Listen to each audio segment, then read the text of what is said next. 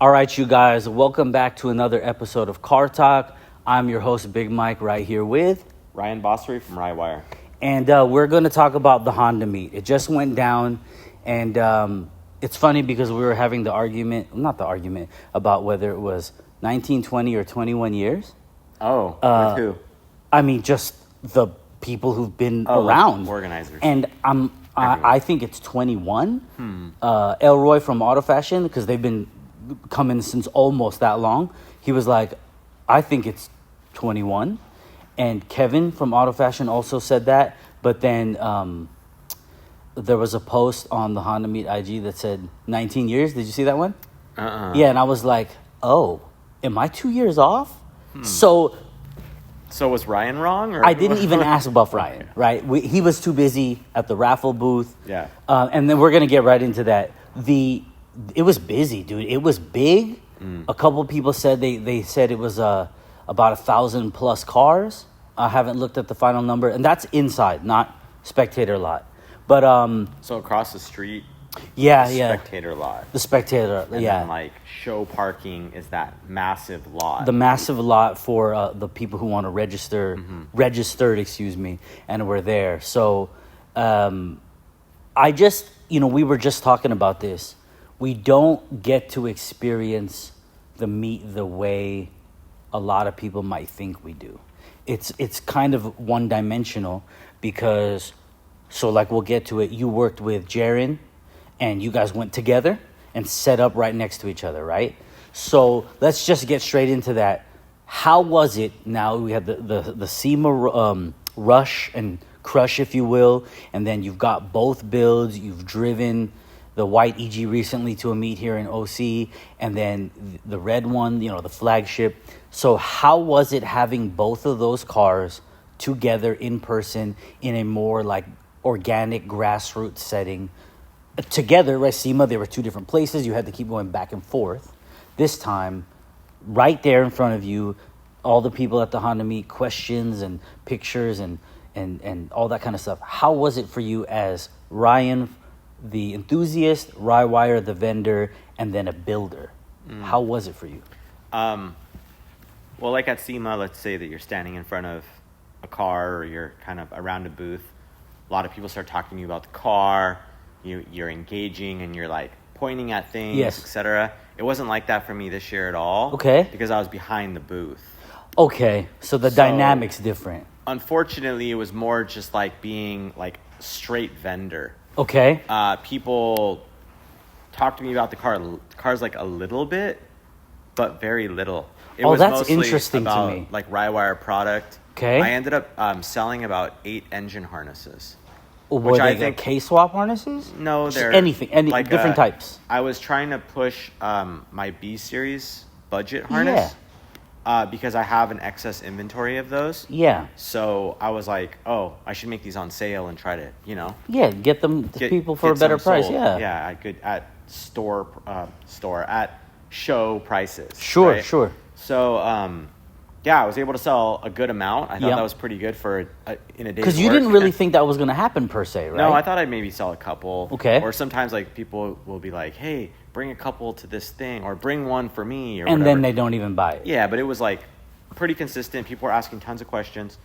So I guess as far as like just to answer your question, I didn't like have a lot of time to like talk about my car or have it's kind of the wrong way.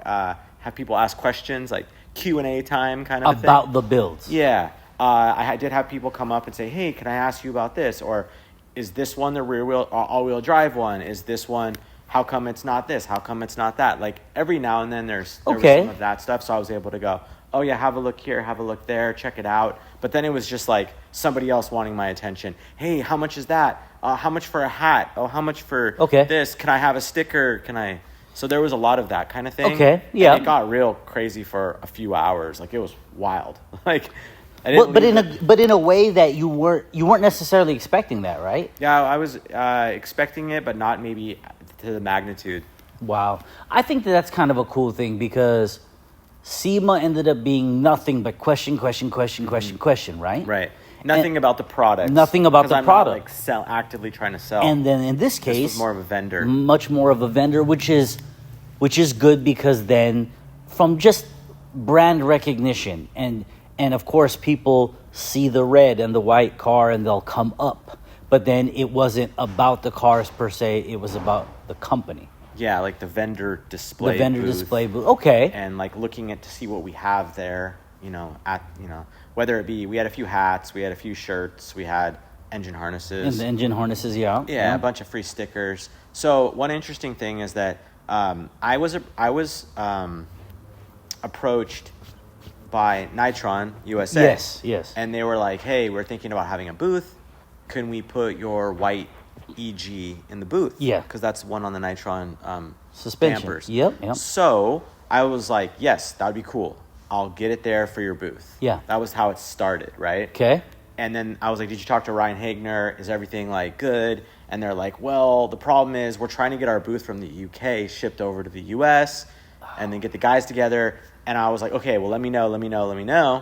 And then Jaron, Wrench Mob, was like, hey, both of your cars have my brakes. Yes. And I said, well, okay, maybe we can talk to Hagner and try to get all of our, like, those two booths next to each other. Sure.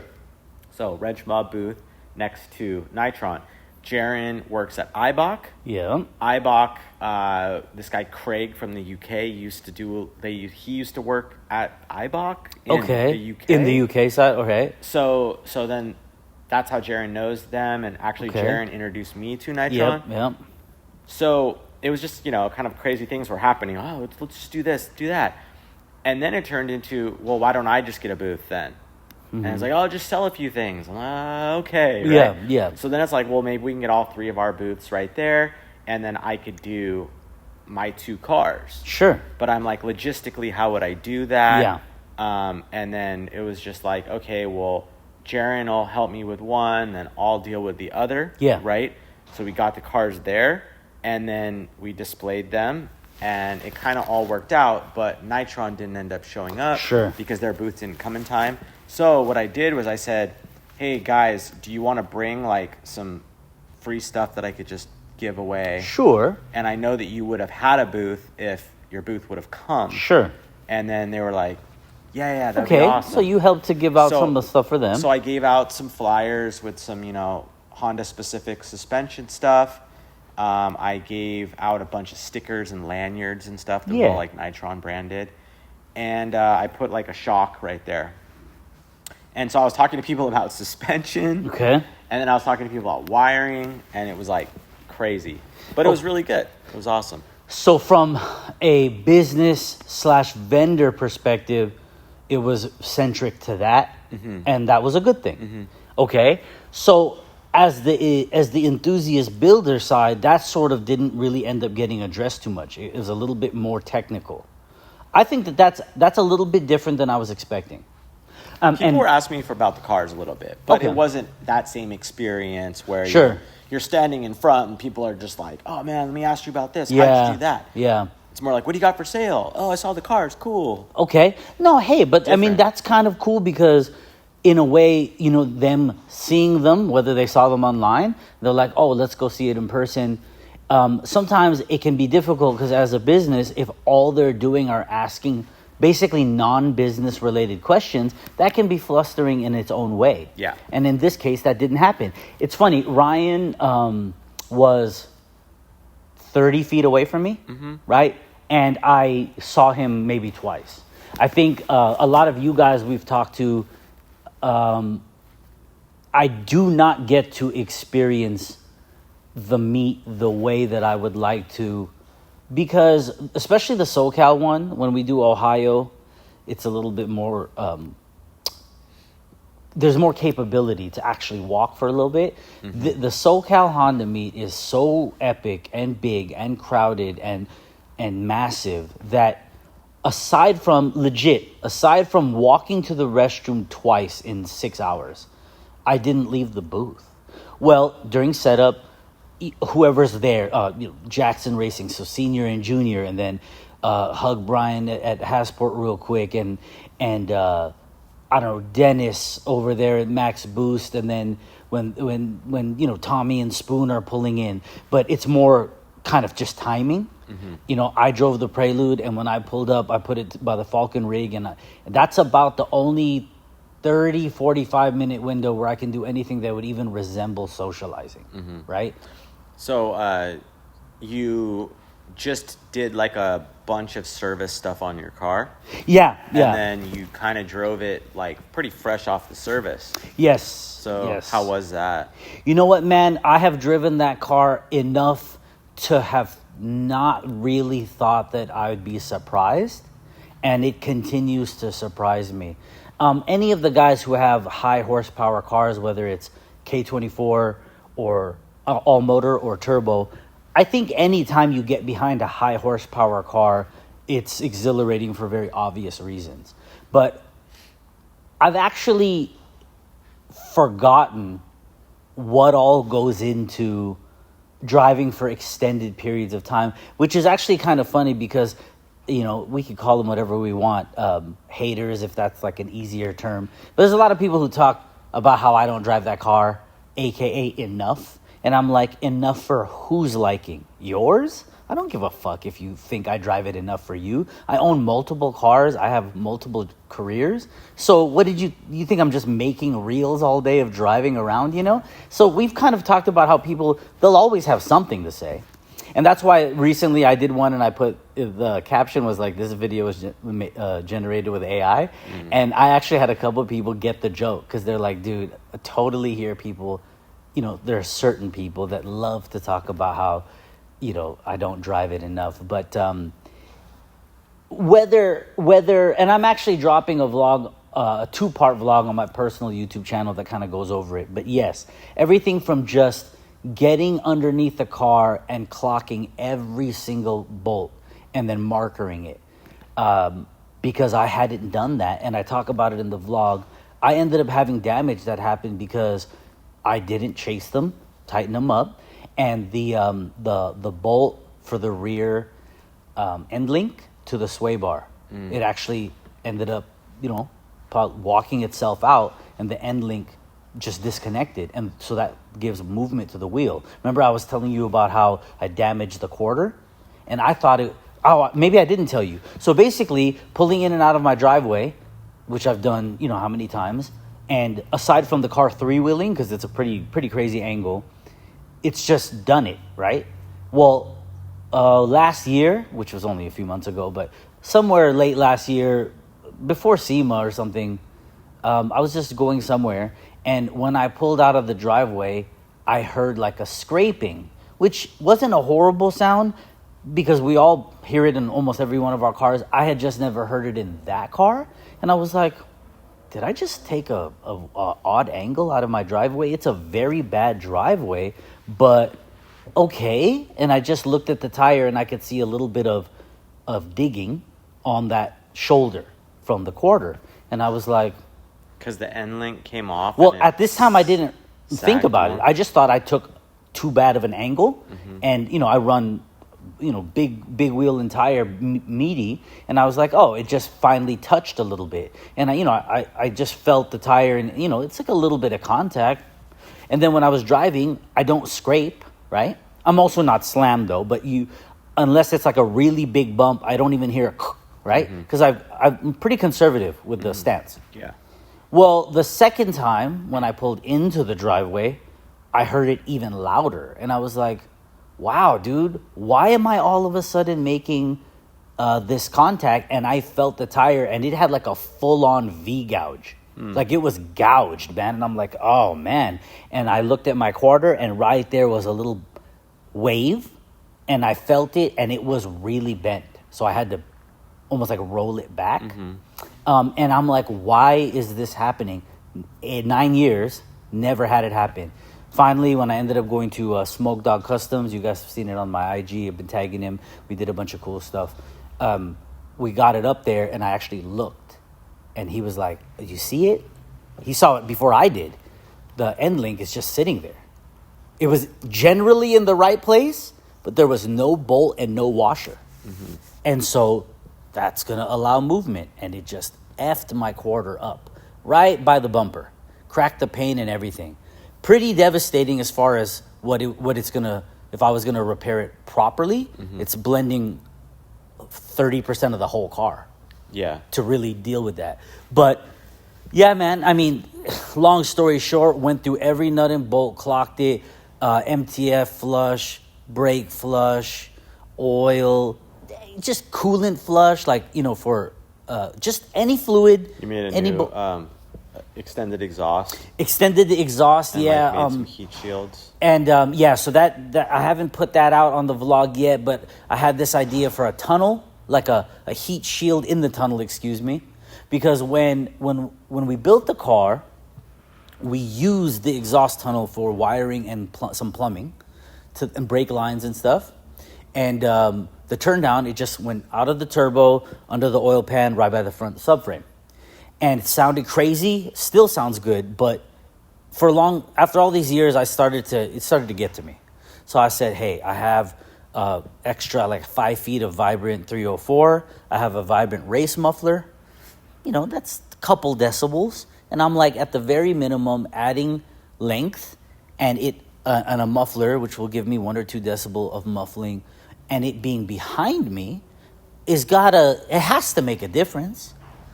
Yeah, no.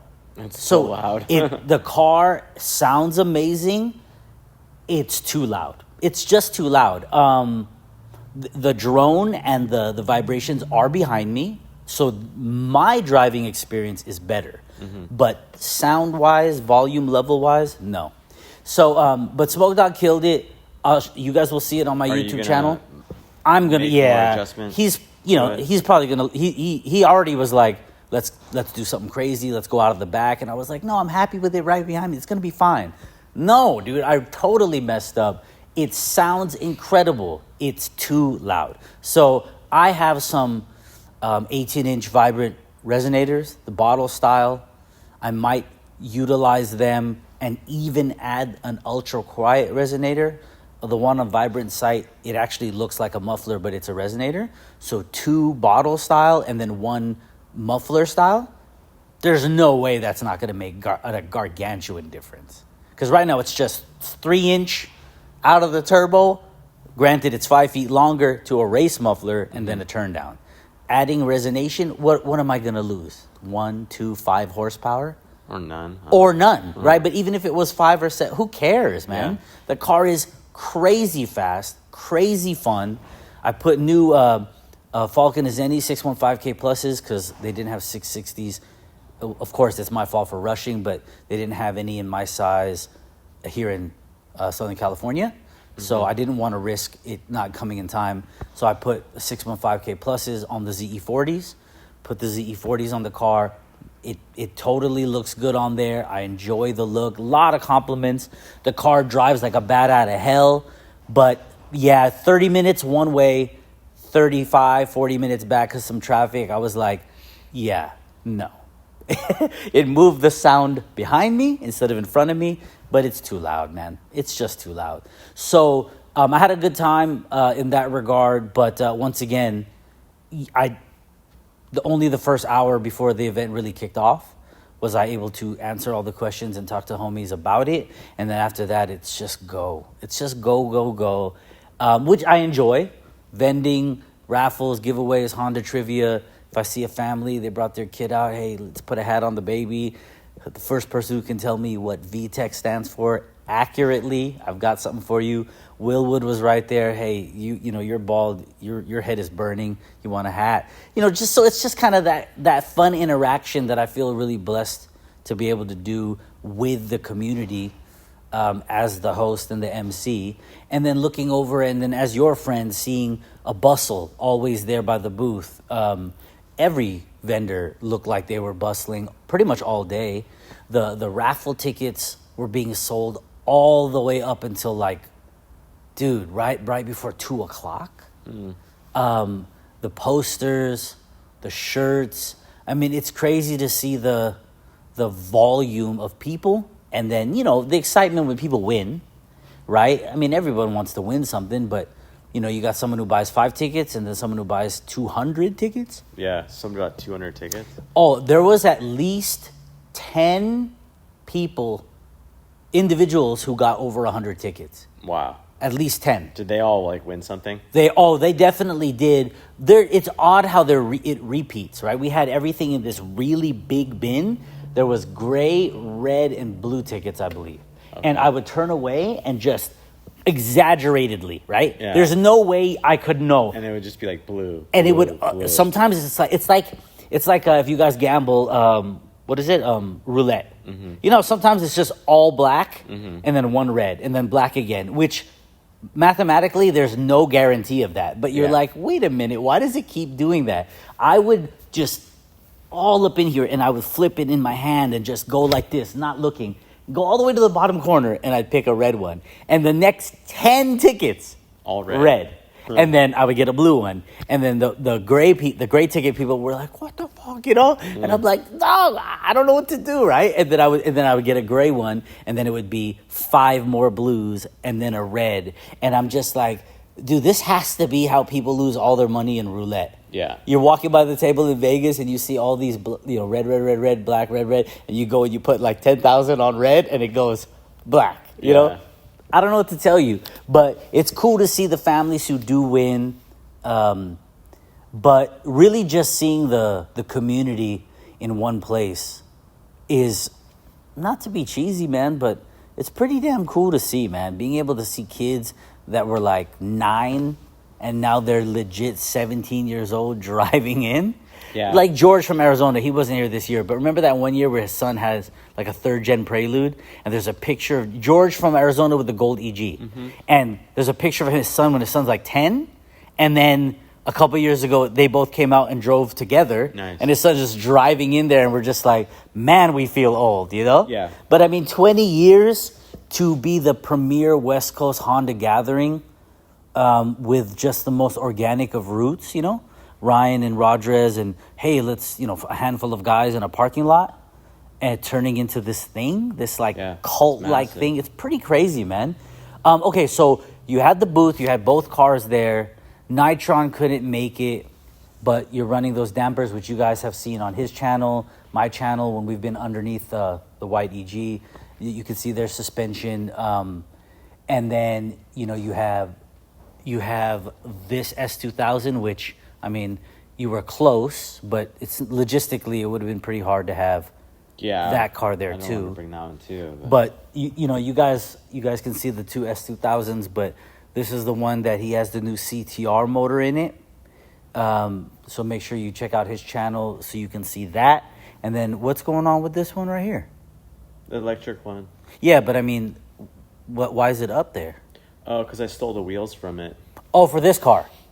Oh, so it has no wheels right now? No, I mean I have those full face wheels. Oh yeah. But the tires are on back order. Okay. For the sizes you need? Yeah.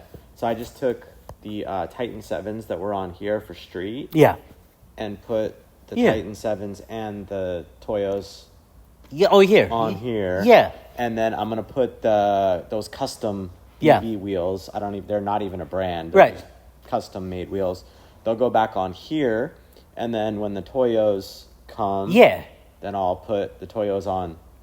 And so you'll leave those wheels on there, and that'll be what you'll just have on there. Yeah. Okay, so if you guys... At least for now. You guys got to check it out for the new subscribers. When Ryan debuted this S2000, he made these full-face wheels that have basically a caliper window. Yeah, so I was working with Stop Tech. Mm-hmm. And it was for SEMA, so it was like, it's all ROI and branding, right? And I was like, I wanted to do this look of this wheel, and I was working with a company to like make these custom one-off wheels, and I was like, but I can't cover up the Stop Tech calipers. Yeah, and the Stop Tech calipers were super like polished, and then these wheels were just like billet, like kind of polished. Yeah. And so they looked right together. So we decided to window them, and then you just rotate the wheel so the caliper sees through the You guys have window. to go back and check it out, or what was the hashtag? EV, I don't remember. You had a hashtag for this thing. Just Google it. EVS2K, I don't know. EVS2K, it might have been. It was something like that, but when Ryan debuted it. I was also there when you did that debut with Turn 14. I shot some photos. It's just an odd, cool wheel. I mean, if you like full face wheels or kind of like atypical designs, I'm pretty sure it's gonna be be dope. And they did balance. Yeah. And they're perfectly usable. They're just heavy. Yeah. So it's really the only drawback of the wheel is that it's probably like on the heavy side for sure. I mean, honestly, bro, it's gonna take a lot of planning, but white EG, red EK, Aaron CRX, this S2 and this, we gotta find a way to have it at the next Honda meet. All of them. And the EA? The EA, if that's more important than one of the ones I just listed, if you had to pick, because the EA needs to be appreciated. That just sits at home, right? I think at the Honda meet, especially because it's here, it's not like it's close, but that would be if there was ever going to be a place. It's here in Southern California. People are bring them all. Yeah, people are driving from Nevada, Texas, NorCal, Arizona. If they're going to do that, you got to just do it, man. You got to just do it. It's a lot of work. I agree, but it's here in SoCal. It's not like you're having to load up a truck. Yeah. But all the Rywire builds that, the people who follow you on IG. I mean, in theory, in like a year, I could probably situate it where I could convince enough people to like just drive. Well, okay. The drive. Yeah. It's just kind of far. It'd be cool if it was, you know what Hegner should do? What? He should get a location a little bit closer. Indoor, too. Indoor. Okay, as much as Anaheim Convention Center. Okay, but as much as weather-wise, I'll bring them all. You're totally safe from whatever the weather's like. Yeah. The minute you take an event from outdoor to indoor, the whole dynamic changes. I know, right? I know. And I mean, I can't speak for him, but having worked with him for so long, I don't know if he would ever do that. Maybe it would be something separate. But the Honda meet is kind of like its thing as a meet. It's a parking lot because it was always a parking lot. Yeah. Okay, so for you guys that have been to 1, 2, 20 of them, I don't know how many you've been to, would you be open to it being moved into an indoor type environment, or do you like it outdoor? I mean, sun aside, wind, rain, hot, cold, I don't know. I mean, that's never cool because you're kind of can't do anything about the circumstances of the weather. But would you guys want it to move indoor? Would you be open to that, or do you think that it is what it is in that type of outdoor environment? I'm super interested. I'm sure Buff Ryan would be open, but it's also the cost.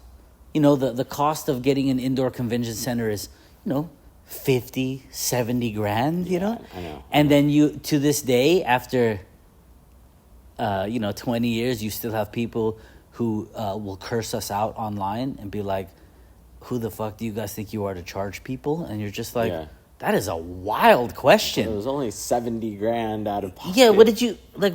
It's not like it's free to throw the event. You have a lot less attendees if you had to charge 15, 20, 30. Well, especially now because, there's 45 cars and coffees, right, every weekend. Those are all free. And those are all free. But, I mean, that's... On that same note, I think that's really cool how the Honda meet has maintained and grown, that in the midst of the era of everyone wants everything for free, that this has developed such like that cult-like following that people are willing to spend a small amount of money to all be together. And I mean, you have never, well, not never. When was the last time that you had a vendor booth? Was it 2 years ago? 3 years ago? And then before that, it was 2 years ago. I did have a vendor booth at the. But it was last minute, right? And you ended up being in a place. I was back in the corner. Yeah. I did bring my red EK, just kind of halfway done. Yes, I remember. Yeah. And I wanted to show, kind of where I was at with the project. Process, yeah. And then that way, because I knew I was going to eventually be bringing it to that meet, a year completed, whatever completed. So that's why I decided to do that. But yeah, I mean, I was like literally like, I don't even know where my tables went when I like moved shops. Right. So I had to buy some new tables. So that was 2 years ago. Yeah. And then what about before that? I don't even remember when I've done I did do a PRI booth, but that was probably like 7 years ago. Okay. In Indianapolis, and that was a long haul. But what about the Honda meet? I don't know that I've done a booth other than that 2 years ago. I may have like once or something. Given your experience this time with, now in this case you had both cars, would you do it again as a vendor, not attending, as a vendor? I think so. I think I would, just because it was not only a profitable day, if you will, but it was also I got to talk to tons of people. Yeah. And I got to display the cars, so it was a win-win-win. So did you have anybody come up to you and just be like, "What is this? What is this company? What do you do?" Well, one guy came up and he said he's never heard of us before. Okay. But he said he needed a harness. Yes. And then his buddy was like, "You should just buy it." And he ended up buying it, but he had like an EA chassis, I want to say. Because he was like, "Oh, I'm going OBD1." And I'm like, "This is what you need." Yeah. And he's like, "But I don't have the chassis interfacing adapter harness for the EA. Yes. I got to send it to you on Monday." So I gave him the engine harness and I sent him the chassis adapter on Monday. Very cool. So that was one of the two things I didn't have like with me that somebody needed right then and there. But I just sent it on Monday. But that was probably the only person that was just like, "Oh, you make harnesses? Oh, okay. I'm not really familiar, but I need one. Okay, cool." And they just that's cool. But his buddy knew. But a guy, ironically, a person who had, according to him, wasn't familiar, not aware of what you did or your company, ended up actually buying what he needed. Yeah. Well, that's really cool. So you didn't have people say, "What is this? Who are you?" No. But at the same time, it wasn't stuck on questions about the builds. Right. You talked about the product and there's that kind of, putting a face to a business, right? Mm-hmm. That's really cool. I mean, for you guys watching, did you guys go to the Honda meet? Did you go to the Rywire booth? Did you go see Wrench Mob and the brakes? Did you, what builds in the vendor row? The Falcon rig, from pit crew to, CP in areas brought out the world's fastest S2000. Runs a 7.0 at 198. Okay. They're 7.00. They're like right on the cusp of being the sixes. Crazy fast. What engine is it?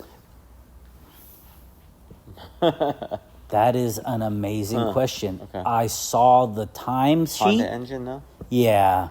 I don't remember. Loy was with CP Areas. He had his car. He would know. I didn't even see under the hood. I just saw the time. Okay. I believe it was 7:00 at 192 or 198. That's a great question.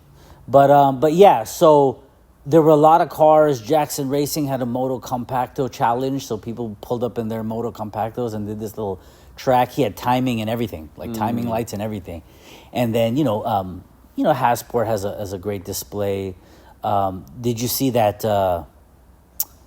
what is it, like a Jazz Civic, the LA Honda World, that white and like blue chrome liveried race car? Oh, dude. It was on the if you were stuck at your booth, you wouldn't have been able to get to it. Pretty crazy. Pretty crazy. So it was like to a see. Fit, basically? No, it's a Civic. Oh. A white Civic race car. What year Civic? You guys know what I'm talking about. I'm drawing a blank right now for the Aero kit, because it's like one of those ones that even if a person didn't race, it's just looks so good. LA Honda World, shout out to LA Honda World. They're one of the vendors. Oh, what is the name of that kit? It's so fire. I would put a car together just to have that look and drive around on it too, but I just can't remember what it's called right now.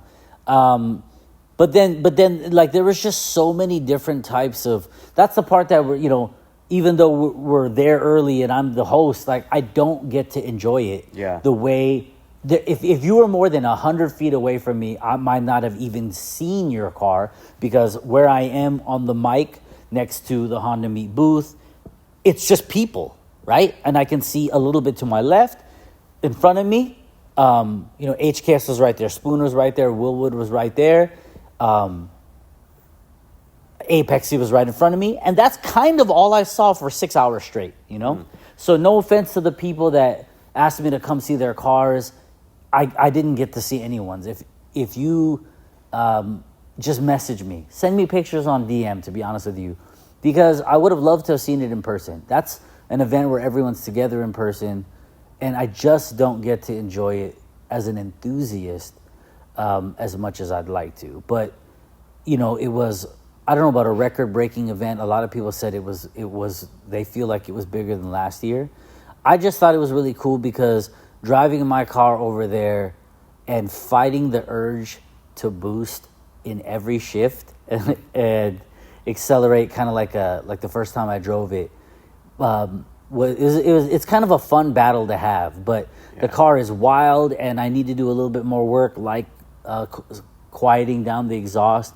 But the pull, the feel, the 615K pluses grip nicely. The ZE40s fit pretty well. I want to get a little bit better spacing. I can run even a bigger tire. I might go a little bit bigger in the rear. Maybe I could probably get about 10 to 15 mil on a shoulder. So one size up. Were those ZEs familiar to anyone? Dude, nobody caught it. Or verbalized. Nobody verbalized it. I'm running a set of Diamond Dark Gunmetal ZE40s that came from within the family. Resembles somebody else's. Somebody else's, yeah. And on paper, it was good. The first time I put them on with the old tires that were smaller, I was like, no, it just doesn't work. But when I got a Meteor tire, I was like, oh, okay, I like it. But it's still in the same, pun intended, wheelhouse as what I've run. Black CE28s, pressed double black TEs, and That's now true. Diamond Dark Gunmetal ZEs. So all different wheels, but the like, palette. But you would miss it. Like, you wouldn't even know. Maybe yes, and I think, we're really so used to people not catching some of the details. But I think it might be time for like a crazy color break. Hyper blue wheels, red CEs. Because Nardo kind of works, I mean, Suzuka Blue, you could do silver, you could do black. I see the Titans on there. It's sleeper, it looks good. In a perfect world, I would say, hey, Aaron, can you give me a set of silvers instead of for the wheels? I mean, silver is probably a better color for the Suzuka. On Suzuka Blue. What do you guys think? Black wheels, brushed silver? But I have a black roof. Yeah. And then, I think black wheels work. I also don't want to. I'd rather tone it down than tone it up because it's just a street, just a daily. So Suzuka Blue car. He's got the black hardtop, and he's gonna leave it black OEM hardtop on black wheels. So whole Suzuka Blue and black, or do you think, like we were talking about, silver or not white wheels? I mean, maybe white wheels. Nah. But the white EG, what is that? Diamond Dark Gunmetal as well. Yeah. TEs, and then the red EK. I want to go silver on that one. Okay.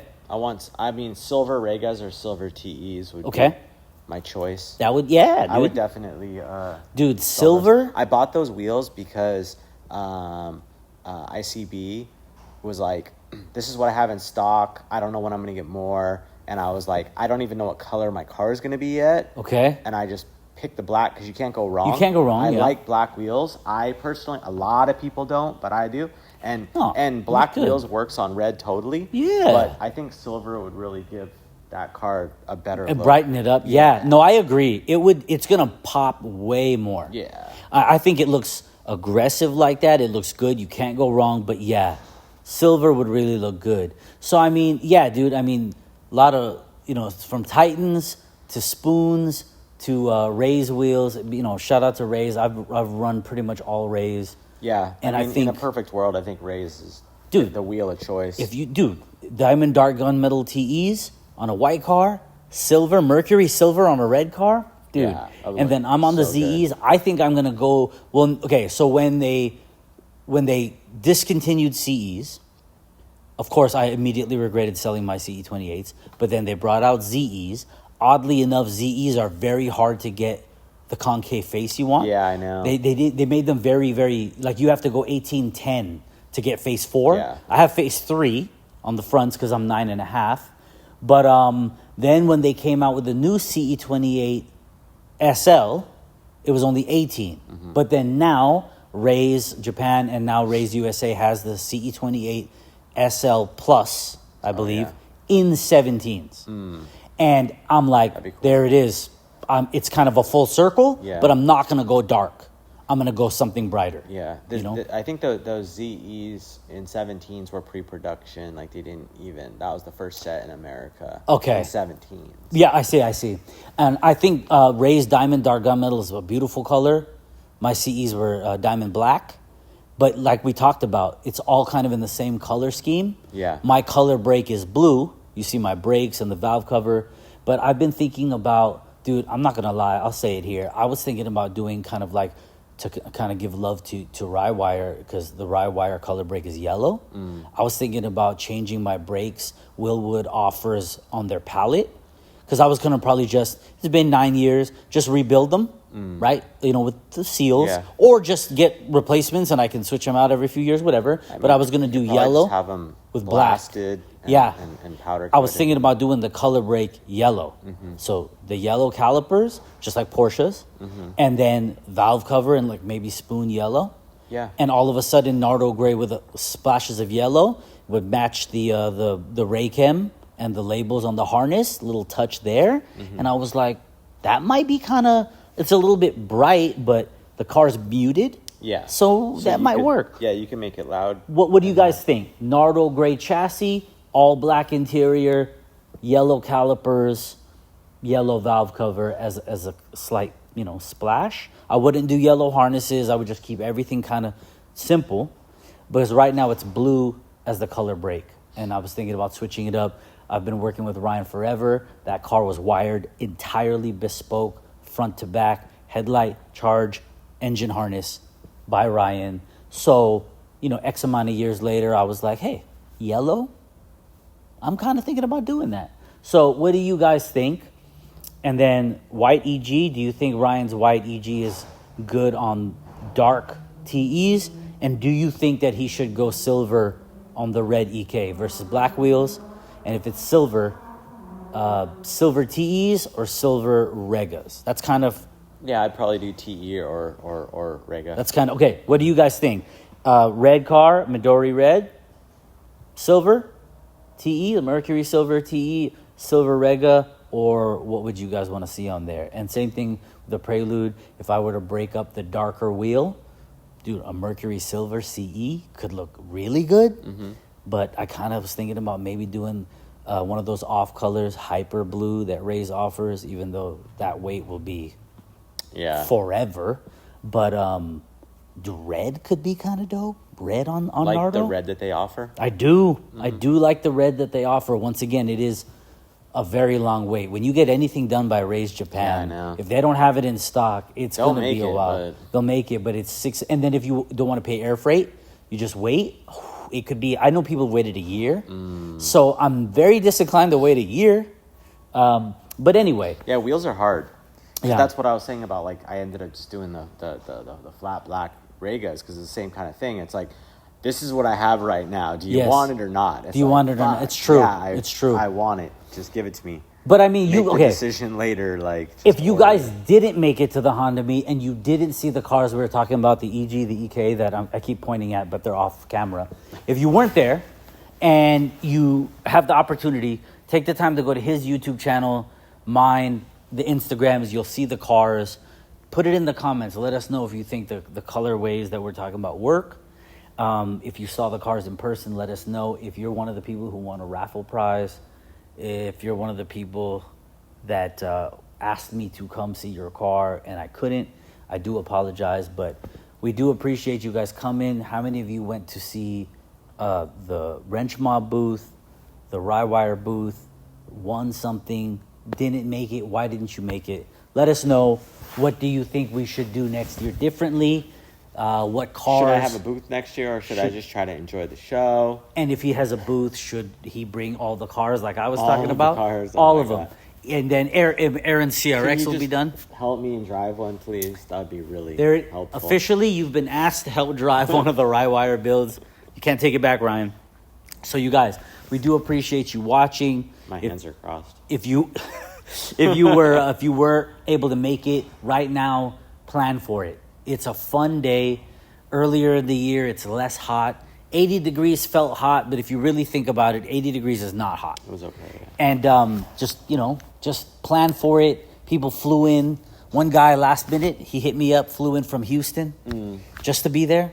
There's people that come from far. So the Honda Meet, either 19, 20, or 21 years. Let's just say 20. We look forward to seeing you guys there next year. If you haven't been, you've got to do it. And if you have been, how many years in a row? Let us know in the comments, okay? Ryan, you guys, we appreciate you. We'll see you on the next episode of Car Talk.